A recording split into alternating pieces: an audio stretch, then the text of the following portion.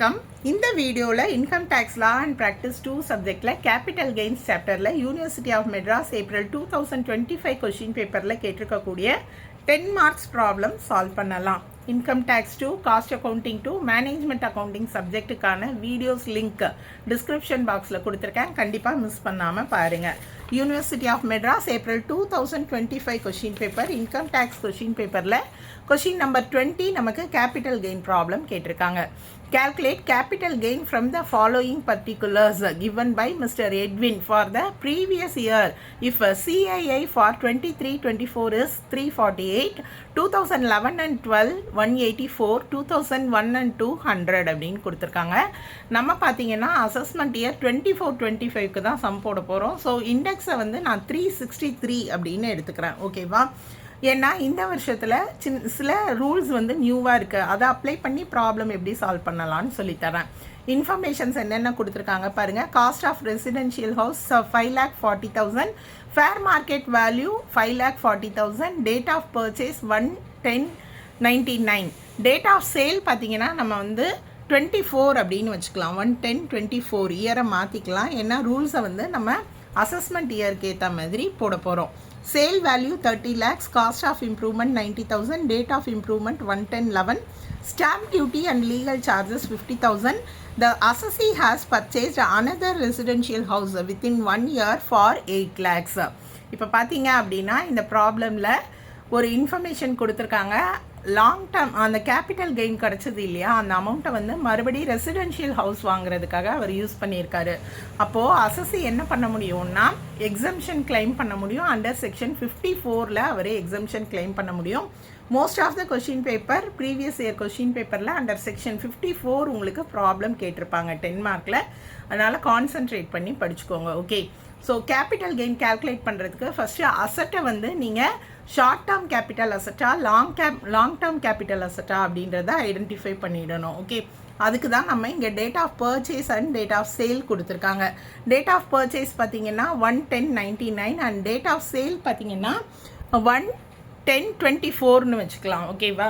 So இப்போ அசட்டை பொறுத்த வரைக்கும் பார்த்தீங்கன்னா உங்களுக்கு மோர் தென் 24 months அப்படின்னா என்ன அந்த அசட்டை வந்து என்னன்னு சொல்லுவோம், long term capital asset. So 99லேயே வாங்கிட்டாங்க 24 வரைக்கும், மோர் தென் 24 months. அதனால நம்ம என்ன தான் கண்டுபிடிக்க போகிறோம், லாங் டேர்ம் கேபிட்டல் கெயின். இது வந்து லாங் டேர்ம் கேபிட்டல் அசட், நம்ம லாங் டேர்ம் கேபிட்டல் கெயின் கண்டுபிடிக்க போகிறோம். So long term capital gain கண்டுபிடிக்கிறதுக்கு நம்ம ஃபார்மேட்டை எடுத்து எழுதிக்கலாம். ஃபஸ்ட்டு எப்போவுமே ஹெட்டிங்கை ப்ராப்பராக எடுத்து எழுதிக்கோங்க.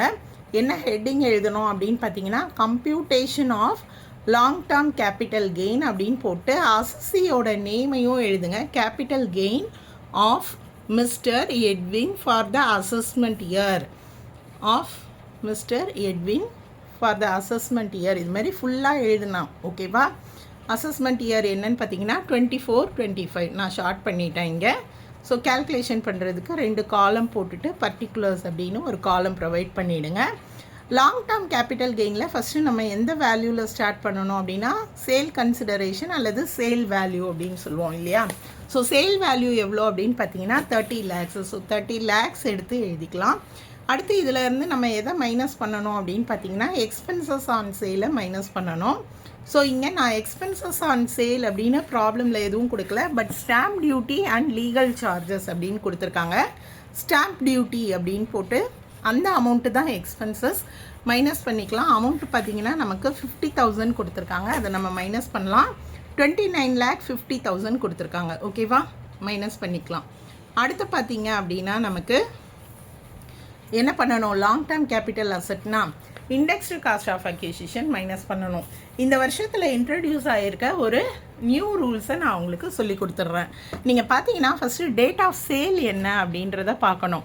டேட் ஆஃப் சேல் பார்த்தீங்கன்னா 23/7/24க்கு அப்புறம் இருக்குது. நம்ம போடுறது வந்து ஹவுஸ் ப்ராப்பர்ட்டி இல்லையா, அது லேண்டு பில்டிங் இல்லை லேண்ட் அண்ட் பில்டிங்காக இருந்தது 23/7/24க்கு அப்புறம்னா அசஸிக்கு வந்து ஒரு ஆப்ஷன் இருக்குது. இண்டெக்ஸ் பண்ணியும் அவங்க வந்து டேக்ஸ் பண்ணலாம், அப்படி இல்லைன்னா இண்டெக்ஸ் பண்ணாமலும் என்ன பண்ணலாம், டேக்ஸ் பே பண்ணலாம். ஸோ இந்த ப்ராப்ளமில் நம்ம என்ன பண்ண போகிறோம் அப்படின்னா ரெண்டுமே வந்து சால்வ் பண்ண போகிறோம் ப்ராப்ளமில். ஓகேவா? அண்ட் மற்ற அசட்ஸுக்கெல்லாம் இந்த டேட்டுக்கு அப்புறம் சேல் பண்ணால் இண்டெக்ஸேஷன் நாட் அலோடு. இந்த ரூல்ஸையும் நீங்கள் தெரிஞ்சுக்கோங்க. இப்போ நான் வந்து first index cost of acquisition தான் கண்டுபிடிக்க போகிறேன். ஓகேவா? ஸோ இந்த இண்டெக்ஸ் காஸ்ட் கண்டுபிடிக்கிறதுக்கு முந்தி அசட்டை பர்ச்சேஸ் பண்ண டேட்டை நீங்கள் செக் பண்ணிக்கோங்க. இது ஒரு ரூல்ஸு. எதுக்கு அப்படின்னு பார்த்தீங்கன்னா, அசட்டை வந்து 2001 பிஃபோர் வாங்கியிருந்தாங்க அப்படின்னா காஸ்ட் ஆஃப் அக்யூசிஷனையும் ஃபேர் மார்க்கெட் வேல்யூவையும் கம்பேர் பண்ணி விச்செவர் இஸ் ஹையர், அதில் தான் நீங்கள் இண்டெக்ஸ்டு காஸ்ட் கண்டுபிடிக்கணும். இண்டெக்ஸ்டு காஸ்ட் ஆஃப் அக்யூசிஷன் கண்டுபிடிக்கிறதுக்கு நம்ம 5,40,000 எடுத்து எழுதிட்டோம். ஏன்னா காஸ்ட் ஆஃப் அக்யூசிஷனும் சரி ஃபேர் மார்க்கெட் வேல்யூவும் சரி 5,40,000 தான். ஸோ கம்பேரிசன் கிடையாது. அடுத்து பார்த்தீங்கன்னா டேட் ஆஃப் சேலோட சிஐஐ எடுத்து எழுதியிருக்கேன். பார்த்தீங்கன்னா 363. ஓகே, அதுக்கப்புறமா நம்ம வந்து 2001 பிஃபோர் அப்படின்றதுனால 2001-2ல் என்ன சிஐஐயோ அதை தான் வந்து டிவைட் பண்ண எடுத்துக்கணும். ஸோ 100ஆல் டிவைட் பண்ணியிருக்கேன். டிவைட் பண்ணினா 19,60,200 கிடைக்குது. அடுத்து பார்த்தீங்கன்னா ப்ராப்ளமில் காஸ்ட் ஆஃப் இம்ப்ரூவ்மெண்ட் கொடுத்துருக்காங்க. அதனால நம்ம இண்டெக்ஸ்டு காஸ்ட் ஆஃப் இம்ப்ரூவ்மெண்ட்டும் கண்டுபிடிக்க போகிறோம். ஓகேவா? ஸோ இண்டெக்ஸ்டு காஸ்ட் ஆஃப் இம்ப்ரூவ்மெண்ட்டுக்கு அமௌண்ட் எடுத்து எழுதிடுங்க 90,000. அந்த இயரோட சிஐஐ என்னன்னு பார்த்தீங்கன்னா 363 டிவைடட் பை எந்த இயரில் வந்து இம்ப்ரூவ்மெண்ட் பண்ணியிருக்காங்க அப்படின்னு பார்த்தீங்கன்னா 2011. 2011ஓட சிஐஐ பார்த்தீங்கன்னா 184. ஸோ டிவைட் பண்ணால் மொத்தம் 1,77,554. ஓகே, இப்போ இந்த ரெண்டு அமௌண்ட்டையும் நம்ம என்ன பண்ணணும், நெட் சேல் கன்சிடரேஷனில் இருந்து மைனஸ் பண்ணணும். ஓகே, இங்கே இருக்கிறது தான் நெட் சேல் கன்சிடரேஷன் இல்லையா? ஸோ மொத்த டோட்டல் எவ்வளோ அப்படின்னு பார்த்தீங்கன்னா 21,37,754. Cost of improvement, cost of acquisition ரெண்டுத்தையும் சேர்த்தா மைனஸ் பண்ணுறேன். நமக்கு எவ்வளோ கிடைக்குது அப்படின்னு பார்த்தீங்கன்னா 8,12,246 கிடைக்குது. இதுதான் வந்து லாங் டேர்ம் கேபிட்டல் கெயின். நம்ம ஏற்கனவே கொஷினில் பார்த்துட்டோம். இதை வந்து அமௌண்ட் வந்து 8 lakhs வந்து அவர் என்ன பண்ணுறாரு, ரீஇன்வெஸ்ட்மெண்ட் பண்ணுறாரு. ஸோ இந்த 8 lakhsக்கு என்ன இருக்குது அப்படின்னு பார்த்தீங்கன்னா எக்ஸம்ஷன் உண்டு. ஓகே, அந்த கேபிட்டல் கெயின் ஃபுல்லாகவே அவர் இன்வெஸ்ட்மெண்ட் பண்ணுற அளவுக்கு அவருக்கு எக்ஸம்ஷன் அலோட். அதனால் 8 lakhையும் நான் என்ன பண்ண போகிறேன் அப்படின்னா மைனஸ் பண்ண போகிறேன். எக்ஸம்ஷன் அண்டர் செக்ஷன் 54 அப்படின்னு எடுத்து எழுதணும். ஓகேவா? ஸோ அந்த செக்ஷனில் தான் என்னது உங்களுக்கு அலோடு. ஸோ 8 lakhுமே அவருக்கு அலோடு எக்ஸம்ஷன். ஸோ பேலன்ஸ் எவ்வளோன்னு பார்த்தீங்கன்னா 12,246. இதுதான் வந்து taxable long term capital gain. Okay, so இதில் இண்டெக்ஸ் பண்ணினா எவ்வளோ டேக்ஸ் அப்படின்னு பார்த்தீங்க அப்படின்னா உங்களுக்கு வந்து அதுவுமே ப்ராப்ளமில் கொடுத்துருக்காங்க. இண்டெக்ஸ் பண்ணினாங்க அப்படின்னா 20%. ஓகேவா? ஸோ இந்த அமௌண்ட்டில் நான் ஜஸ்ட் வந்து 20% கண்டுபிடிச்சிக்கிறேன் 12,246ல். எதுக்காக அப்படின்னு பார்த்தீங்கன்னா அவரோட டேக்ஸ் பெனிஃபிட் என்ன அப்படின்றத தெரிஞ்சுக்கலாம். இண்டெக்ஸ் பண்ணால் எவ்வளோ டேக்ஸ், இண்டெக்ஸ் பண்ணலைன்னா எவ்வளோ டேக்ஸு. ஸோ நீங்கள் கேல்குலேட் பண்ணிங்கன்னா 2,449 இவ்வளோ தான் அவரோட டேக்ஸு. ஓகே, ஸோ நான் ஏற்கனவே சொன்னேன் இல்லையா, 23/7/24 அப்புறம் லேண்ட் அண்ட் பில்டிங்க்கு அவர் இண்டெக்ஸ் இல்லாமலும் என்ன பண்ணலாம், கேல்குலேட் பண்ணிக்கலாம் கேபிட்டல் கெயின். எது டேக்ஸ் அட்வான்டேஜோ எடுத்துக்கலாம். அதனால் நம்ம இன்னொரு மெத்தட்லையும் போட்டுடலாம். ஸோ எப்பவும் போல் லாங் டேர்ம் கேபிட்டல் கெயினுக்கு சேல் வேல்யூ எடுத்து எழுதிடலாம். 30 lakhs இல்லையா? ஸோ சேல் வேல்யூ 30 lakhs எடுத்து எழுதிடலாம். அடுத்து பார்த்திங்கன்னா நம்ம expenses on sale plus expenses on சேலுன்றது என்னது, அந்த ஸ்டாம்ப் டியூட்டி கொடுத்துருக்காங்க 50,000. ஸோ அந்த 50,000 நம்ம இங்கே மைனஸ் பண்ணிக்கலாம். 29,50,000. இங்கே நம்ம என்ன பண்ண போகிறதில்ல, இண்டெக்ஸ்டு காஸ்ட் எல்லாம் மைனஸ் பண்ண போகிறதில்ல. இண்டெக்ஸ் இல்லாமல் காஸ்ட் ஆஃப் அக்யூசிஷனை மைனஸ் பண்ண போகிறோம். காஸ்ட் ஆஃப் அக்யூசிஷன் பார்த்தீங்கன்னா ரெண்டுமே ஒன்று தான், fair market value, cost of acquisition. So comparison கிடையாது. மொத்தம் 5,40,000. அடுத்து காஸ்ட் ஆஃப் இம்ப்ரூவ்மெண்ட்டையும் என்ன பண்ணணும், மைனஸ் பண்ணிக்கணும் 90,000. ஸோ காஸ்ட் ஆஃப் இம்ப்ரூவ்மெண்ட் எவ்வளோ அப்படின்னு பார்த்தீங்கன்னா 90,000. ஓகேவா? ஸோ இந்த 29,50,000லேருந்து இது ரெண்டுத்தையும் ஆட் பண்ணி நம்ம மைனஸ் பண்ணினா லாங் டேர்ம் கேபிட்டல் கெயின் என்ன கிடைக்குதுன்னு பார்த்தீங்கன்னா 23,20,000 கிடைக்கும். ஓகேவா? ஸோ இது கண்டுபிடிச்சாச்சு இல்லையா? இதுலேயுமே அவருக்கு எக்ஸம்ஷன் என்ன உண்டு, இண்டெக்ஸ் பண்ணாலும் பண்ணலைனாலுமே எக்ஸம்ஷன் அலோடு. அவர் வந்து ரீஇன்வெஸ்ட்மெண்ட் பண்ணியிருக்காரு அண்டர் செக்ஷன் 54 படி.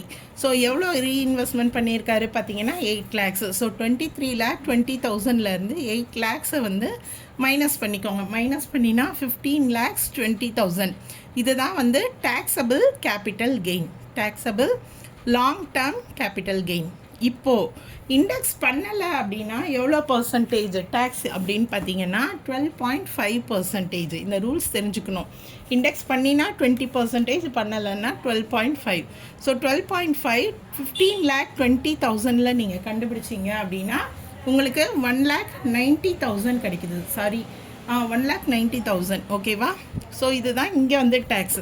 இப்போ கம்பேர் பண்ணிங்கன்னா இண்டெக்ஸ் பண்ணிங்கன்னா அவருக்கு 2,449 தான். இண்டெக்ஸ் பண்ணலைன்னா உங்களுக்கு வந்து 1,90,000 கிடச்சிருக்கு இல்லையா? ஸோ எது பெனிஃபிட் அசஸிக்குன்னு பார்த்தா இண்டெக்ஸ் பண்ணுறது தான். அவருக்கு ஆப்ஷன் இருக்குது. நீங்கள் ப்ராப்ளமில் வந்து சப்போஸ் ஏதாவது ஒரு மெத்தட் தான் போட போகிறீங்க அப்படின்னா நோட்னு மென்ஷன் பண்ணி போடலாம். இல்லை நீங்கள் 2 மெத்தட்லையுமே ஆன்சர் சால்வ் பண்ணி காட்டலாம். ப்ராப்ளம் நீங்களும் சால்வ் பண்ணி பாருங்கள். டவுட்ஸ் ஏதாவது இருந்தால் கமெண்ட் செக்ஷனில் கேளுங்க. நன்றி.